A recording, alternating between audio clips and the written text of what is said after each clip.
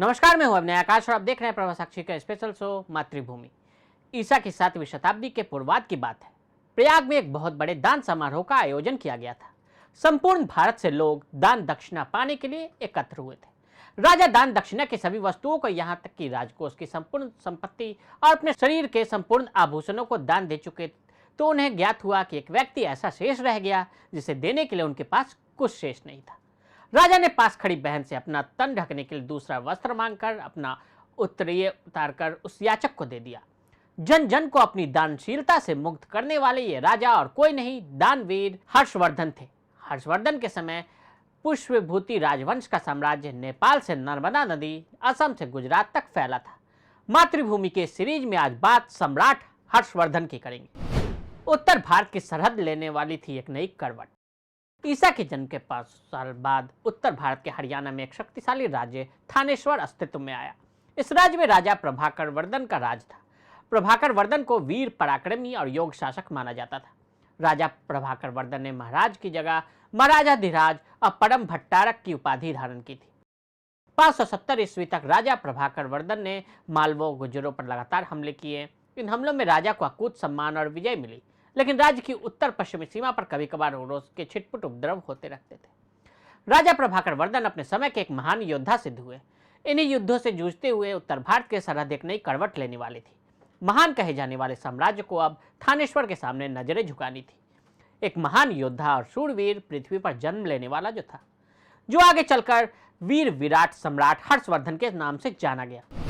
पुष्पभूति वंश और हर्षवर्धन का जन्म। गुप्त साम्राज्य के पतन के बाद भारतीय राजशाही में उथल पुथल हो चुकी थी। चीन के जंगलों की तरफ से आई विदेशी सेना ने भारत की भूमि पर अधिकार स्थापित करने की फिराक में थी। यही वो दौर था जब राजा प्रभाकर वर्धन की अर्धांगिनी रानी यशोमती ने 590 ईस्वी में एक शूरवीर महायोद्धा, परम तेजस्वी बालक जन्म दिया।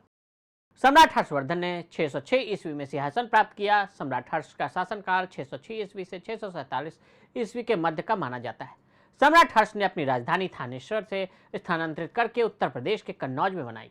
सम्राट हर्ष ने परम भट्टारक, परमेश्वर, परम देवता, सक्लोत्परानाथ और महाराजाधिराज जैसी प्रख्यात उपाधि धारण की थी। हर्ष और पुलकेशन द्वितीय के बीच का युद्ध। सम्राट हर्ष ने वल्लभी के राजा ध्रुवसेन द्वितीय को पराजित किया, परंतु उनकी बहादुरी से प्रभावित होकर बाद में उससे अपनी पुत्री का विवाह कर दिया था। सम्राट हर्ष बौद्ध धर्म के अनुयायी थे। सम्राट हर्ष ने असम के राजा भास्कर वर्मा के साथ मिलकर बंगाल के गौड़ राजा शशांक के पूरे साम्राज्य को तहस नहस कर दिया था। कर्नाटक के एहोल मेगुती अभिलेख के अनुसार सम्राट हर्ष ने पुलकेशन द्वितीय के साथ युद्ध किया था, परंतु पराजय का सामना करना पड़ा था। बिखरे हुए उत्तर भारत को हर्षवर्धन ने कैसे किया एकजुट? राजा बनने के बाद हर्षवर्धन ने बिखरे हुए उत्तर भारत को एकजुट करना प्रारंभ किया।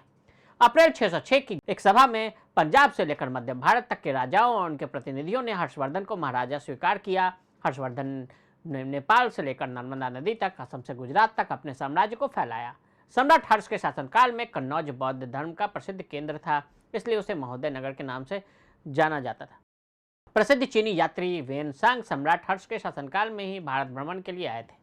643 ईस्वी में सम्राट हर्ष के द्वारा कन्नौज में एक विशाल धार्मिक सभा का आयोजन किया गया था, जिसमें 20 सामंत, 3000 बौद्ध साधु, 3000 जैन साधु, 1000 नालंदा विश्वविद्यालय के शिक्षक और 500 ब्राह्मणों को बुलाया गया था और इसी सभा की अध्यक्षता वेनसांग के द्वारा की गई थी। हर्षवर्धन ने चीन के राज्य के दरबार में अपना राजदूत भिजवाया। भारत और चीन के बीच ये पहली कूटनीतिक संपर्क था। बाद में बिखर गया पूरा साम्राज्य। हर्षवर्धन के बाद उनके राज का कोई वैध उत्तराधिकारी नहीं बचा। पत्नी दुर्गावती से जो 2 बेटे हुए, उनकी मृत्यु पहले ही हो चुकी थी।